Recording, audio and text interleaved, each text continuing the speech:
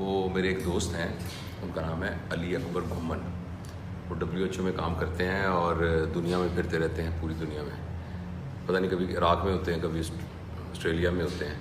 تو ان کا رات کو 1:30 بجے مجھے ایک میسیج آیا, ہمارے وہ واٹس ایپ گروپ کے اوپر کنورسیشن ہو رہی تھی کہ جاوید بھائی امید کے بارے میں کوئی سوچ کے نا تو ایک ویڈیو بنائیں.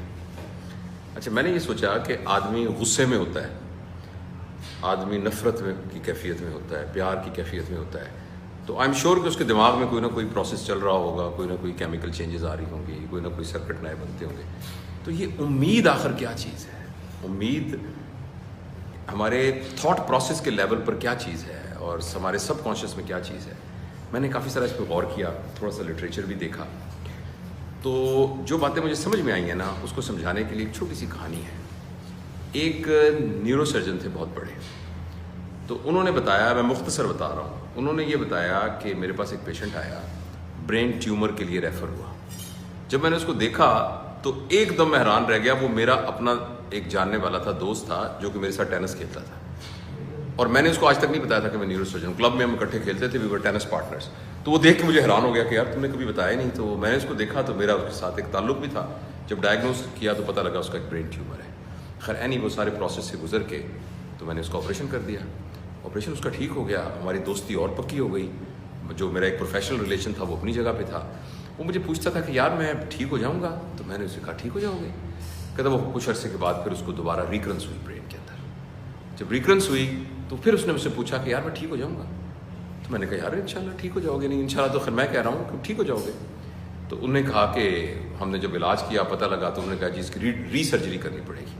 تو وہ بڑی ٹیکنیکلی بڑی مشکل سرجری تھی, میں نے وہ سرجری بھی اس کی کر دی. تو پھر مجھے پوچھا یار مجھے سچ بتاؤ میں ٹھیک ہو جاؤں گا؟ میں نے کہا ہاں یار تو ہو جاؤ گے. کہتا اس کے کچھ عرصے سال 6 کے بعد اس کو پھر دوبارہ ریکرنس ہوئی, اور اس کے میٹاسٹیسس جو ہیں وہ باڈی میں پھیلے اور جگہوں پر گئے. تو ہم نے یہ فیصلہ کیا کہ اس کو ریڈیو تھراپی دی جائے. تو کیمو تھراپی اور ریڈیو تھراپی دی جانے لگی. تو اس نے مجھے کہا کہ مجھے اب سچ بتاؤ کہ میں ٹھیک ہو جاؤں گا. میں نے کہا یار ہمت نہیں ہارنی, وہ کوشش کرتے ہیں ہم انشاءاللہ. لیکن کہتا لیکن میرے ذہن میں یہ تھا کہ اب یہ آہستہ آہستہ نیچے ہو رہا ہے. کہنے کچھ عرصے کے بعد ہمارے آنکولوجسٹ نے کہا کہ اب اس کو کچھ نہیں ہو سکتا. اس کے اسفنٹر پرابلم ہو گئے, پیشاب کی نالی ڈالنی پڑ گئی, اور مسائل, اسپیچ کا مسئلہ ہونا شروع ہو گیا. تو کچھ بعد میں تو کہتا یار مجھے تم سچ کیوں نہیں بتاتے کہ میں ٹھیک ہو جاؤں گا کہ نہیں ہو جاؤں گا؟ تو میں اس کو کہتا تھا ہاں ہم کریں گے, ٹھیک ہو جائے گا, کچھ نہ کچھ ہو جائے گا. کہتا اسی دوران کے اندر نا اس کی حالت بہت غیر ہوتی گئی, بہت. پھر میں اس کے گھر بھی جانا شروع ہو گیا. پھر اس کی بیوی بھی کبھی کبھی میرے پاس آتی تھی. تو ایک وقت ایسا آیا کہ میں نے اسے یہ سوچا کہ اب اگر یہ مجھ سے پوچھے گا تو میں اس کو یہ کہہ دوں گا کہ یار اب تو اٹس آل اوور. تو کہتا پھر بھی میری ہمت نہ ہوئی, میرے پاس پھر آیا. اس نے کہا دیکھو یار میں تو اٹھا نہیں جا رہا, مجھے بتاؤ تو صحیح. میں نے کہا نہیں کرتے ہیں. کہتے چلو ٹھیک ہے جیسے تم کہو, میں اعتبار ہے. ایک دن ایسا ہوا کہ میں اس کے گھر گیا اور اس نے مجھ سے وہی سوال پوچھا.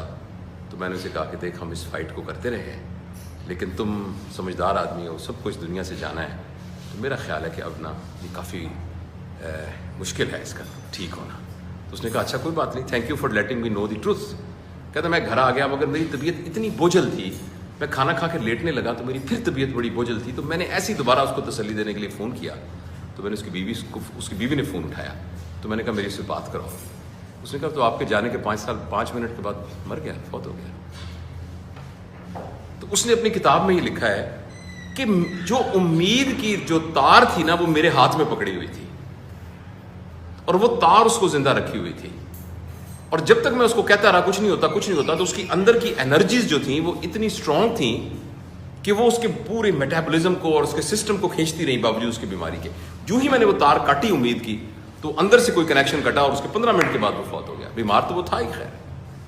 تو اب اس کے پیچھے کیا فینومینا ہے, میرا نہیں خیال کہ میں اس کی کوئی پیرا سائیکالوجی وہ ڈسکس کروں.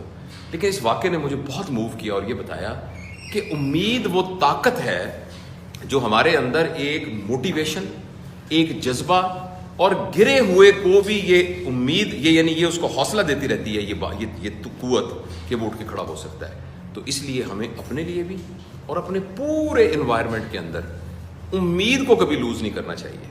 اور اگر آپ نیٹ پہ لکھیں نا تو دیر از اے ماڈل, وہ ماڈل ہے کہ ویژن ہوپ ماڈل, کہ اگر آپ کا کوئی بھی ویژن ہے نا اس ویژن کے ساتھ ہوپ کا ہونا بہت ضروری ہے. جیسے ہم اکثر بیٹھ کے کہتے ہیں یہ ملک ٹھیک نہیں ہوگا, یہاں کا آوے گاوا بگڑا ہوا ہے, یہ عوام نے ٹھیک ہونا ہی نہیں ہے, یہاں جو مرضی کر لو ٹھیک ہوں گے ہی نہیں ہوں گے, نہ بابا یہ قوم ٹھیک ہونے والی نہیں ہے.